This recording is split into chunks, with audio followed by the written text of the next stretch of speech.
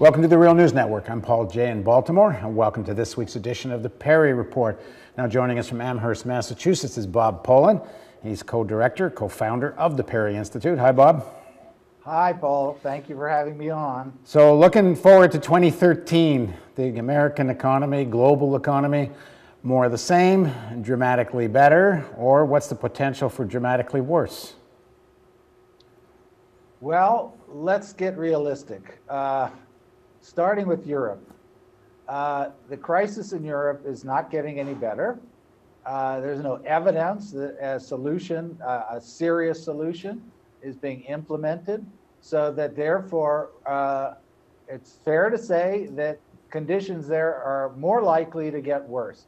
That is, in Greece, there is no resolution to the crisis, the severe crisis that has been experienced there now for 2 years. And there's no serious relief in terms of facing the cuts, the severe cuts, the austerity agenda that's been implemented there. Similar to Spain, similar in Italy, similar in Ireland. We do not have a solution there. Technically, I can sketch out a solution very easily. Politically, there is no solution because the dominant politicians, certainly in Germany, remain fundamentally committed to the idea of austerity as a solution. And austerity is not a solution. So now, without Europe experiencing some kind of turnaround, some kind of growth, it's impossible to see how the rest of the world is going to be buoyant, even if everything else were to continue to improve. But everything else is not getting stronger. As we see, the Federal Reserve itself is forecasting that unemployment in the US is going to stay between 7.3 and 7.7%. So essentially no improvement in the United States. On top of that, in the United States, we face the problem of the Fed having ineffective policies to date, even though at one level, the zero interest rate policy is extremely aggressive. It looks extremely aggressive.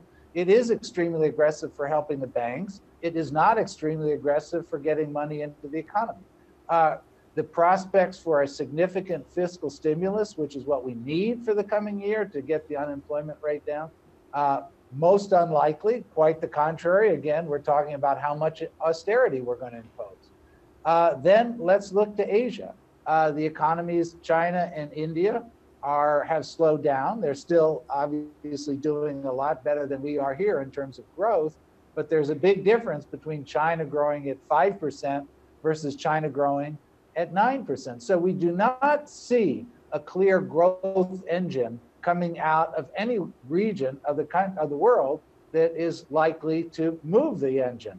And that is going to continue as long as Europe and the United States are completely enveloped by this notion that cutting fiscal deficits, austerity, is the order of the day. We have to overcome that idea, and we have to undertake innovative, aggressive policies focused on job creation, and investing long-term in infrastructure and the green economy is a way to build out jobs, raise productivity, and reverse climate change.